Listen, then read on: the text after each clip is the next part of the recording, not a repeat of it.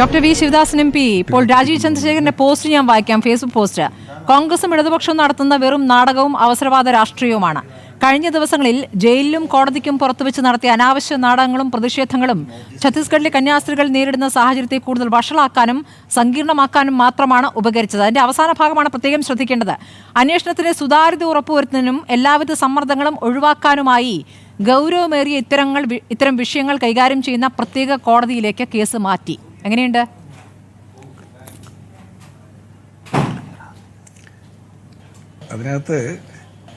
അതിനകത്ത് രാജീവ് ചന്ദ്രശേഖരന്റെ മറുപടിയും അദ്ദേഹത്തിന്റെ നിലപാടും ഒക്കെ നമുക്കെല്ലാം വ്യക്തമായിട്ടുള്ള കാര്യമാണ്.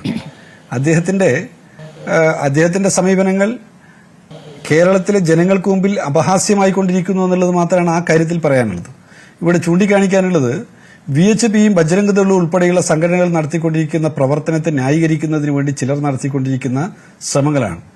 ഇന്ത്യയിൽ മതപരമായ വിദ്വേഷം പ്രചരിപ്പിച്ചുകൊണ്ട് ന്യൂനപക്ഷ ജനവിഭാഗങ്ങളെ, ആദിവാസികളെ, ദളിത് ജനവിഭാഗങ്ങളെ, ഈ സർക്കാരിനെതിരായി നിലപാടെടുക്കുന്ന ആളുകളെ കൂട്ടക്കുരുതി നടത്തുന്നതിന് വേണ്ടിയുള്ള സംഘടിതമായിട്ടുള്ള നീക്കം രാജ്യത്തിന്റെ വിവിധ ഭാഗങ്ങളിൽ ഇവർ നടത്തിക്കൊണ്ടിരിക്കുകയാണ്. അതിൽ വിശ്വ ഹിന്ദു പരിഷത്ത് ഭാഗമാക്കാവുന്നു, RSS ഭാഗമാക്കാവുന്നു. ഇങ്ങനെ RSSുമായി ചേർന്ന് പ്രവർത്തിക്കുന്ന സംഘടനകൾ എന്ന് പറയുന്ന നിരവധി സംഘടനകൾ ഇതിന്റെ ഭാഗമായിട്ട് പ്രവർത്തിച്ചുകൊണ്ടിരിക്കുകയാണ്.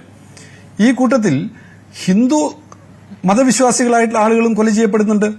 അങ്ങനെ കൊല ചെയ്യപ്പെട്ടിട്ടുള്ള ആളുകളിൽ ആണല്ലോ ആര്യൻ മിശ്ര, ചെറുപ്പക്കാരൻ, വിദ്യാർത്ഥി. ആ വിദ്യാർത്ഥിയെ കൗരക്ഷാ സംഘമാണ് വെടിവെച്ചു കൊന്നത്. ആ കൗരക്ഷാ സംഘത്തെ ആരാണ് രൂപീകരിച്ചിട്ടുള്ളത്, ആരാണ് വളർത്തിയെടുത്തിട്ടുള്ളതെന്ന് ഞാൻ പറയേണ്ട കാര്യമില്ല. മത്സ്യസംരക്ഷണ സേനയുണ്ടാക്കുന്നു. ബംഗാളിൽ നടത്തിയിട്ടുള്ള അക്രമം, ഡൽഹിയിലെ യൂണിവേഴ്സിറ്റി ക്യാമ്പസിൽ നടത്തിയിട്ടുള്ള അക്രമം, വിവിധ പേരുകളിൽ സംഘടനകൾ ഉണ്ടാക്കി ഹനുമാൻ സേനയെന്നും മറ്റു പല പേരുകൾ അതിന് കൊടുത്തിട്ട് ബജ്രംഗ് ദളാവട്ടെ ഏതോ ദളാവട്ടെ മതന്യൂനപക്ഷങ്ങൾക്കെതിരായിട്ടും ഇത്തരത്തിലുള്ള നിലപാടെടുക്കുന്ന സാമൂഹ്യ പ്രവർത്തകർക്കെതിരായിട്ടുള്ള അക്രമം വ്യാപിപ്പിച്ചുകൊണ്ടിരിക്കുന്നു എന്നുള്ളത് ഇന്നത്തെ ഇന്ത്യൻ യാഥാർത്ഥ്യമാണ്. അതിനെതിരായി നിലപാടെടുക്കുന്നതിന് BJP നേതൃത്വത്തിലുള്ള സംസ്ഥാന സർക്കാരുകൾക്ക് കഴിയുന്നില്ല. എന്ന് പറഞ്ഞാൽ സംസ്ഥാനങ്ങൾക്കകത്ത് ഒരു ലോ ആൻഡ് ഓർഡർ ഇഷ്യൂ രൂപപ്പെട്ടു വരികയാണ്. നീതിന്യായ സംവിധാനത്തോട് ജനങ്ങൾക്ക് ബഹുമാനമില്ലാതാക്കുന്നതിനാണ് ഇത് വഴിവെക്കുക. നിയമവാഴ്ച തകർന്നു കഴിഞ്ഞാൽ പിന്നെ ഉണ്ടാവാൻ പോകുന്നത് എന്താണെന്ന് വിശദീകരിക്കേണ്ടുന്ന കാര്യമില്ല. ഇന്ത്യ എന്നുള്ളത് ഒരു ഹിന്ദു പാകിസ്ഥാനാണ് എന്ന് ചിലർ വിശേഷിപ്പിക്കുന്ന നിലയിലേക്ക് കൊണ്ടുപോകുന്നതിന് വേണ്ടിയാണ് RSS ശ്രമിക്കുന്നത്, BJP ശ്രമിക്കുന്നത്. ഇന്ത്യ മതനിരപേക്ഷതയുടെ മഹാഗോപുരമാണ് എന്ന് പറയാനും ഇവർക്കെതിരായി നിലപാടെടുക്കാനും കഴിയണം. പിന്നെ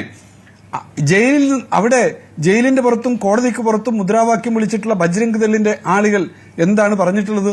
അവരെത്രമാത്രം മൃഗീയ ഭാവത്തോടു കൂടിയാണ് പെരുമാറിയിട്ടുള്ളത്?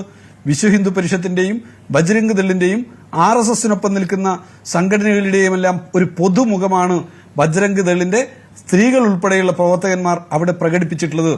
അത് നമ്മുടെ രാജ്യത്തിന് ഒരിക്കലും അംഗീകരിക്കാനാവുന്നതല്ല. ഈ കൂട്ടക്കൊലകളുടെ സമയങ്ങളിൽ, ഈ വേട്ടയാടലുകളുടെ സമയത്ത് നിശബ്ദരായി നിൽക്കുന്ന എല്ലാ ആളുകളോടും ഞങ്ങൾക്ക് അഭ്യർത്ഥിക്കാനുള്ളത്, നിശബ്ദരായി നിന്നാൽ നാളെ നിങ്ങൾക്കെതിരെയും അവർ വരും. അപ്പോൾ നിങ്ങൾക്കായി ശബ്ദിക്കാൻ ആരും ഉണ്ടാവില്ല എന്നുള്ള കാര്യമാണ്. അതുകൊണ്ട് എല്ലാ മനുഷ്യരും കൈകോർത്ത് പിടിക്കുക തന്നെ വേണം. ഇവിടെ പറഞ്ഞിട്ടുള്ള കൂട്ടത്തിൽ ചില പേരുകൾ പറയുണ്ടായി. മഹാരാഷ്ട്രയിൽ ഉൾപ്പെടെയുള്ള സംഭവങ്ങൾ, അതിലൊക്കെ അവിടങ്ങളിലെ സർക്കാർ കർശനമായ നിലപാടെടുക്കുക. ആളുകൾക്കെതിരായിട്ട്, കുറ്റവാളികൾക്കെതിരായിട്ട്, കൊലയാളി സംഘങ്ങൾക്കെതിരായിട്ട് നിലപാടെടുത്തിട്ട് അവരെ അറസ്റ്റ് ചെയ്യുക, അവർക്കെതിരായിട്ട് നിയമ നടപടികളായിട്ട് പോകുക. പകരം അത്തരം സംഘങ്ങളെ പ്രോത്സാഹിപ്പിക്കുന്ന വിദ്വേഷത്തിന്റെ രാഷ്ട്രീയം പ്രചരിപ്പിക്കാതിരിക്കുക.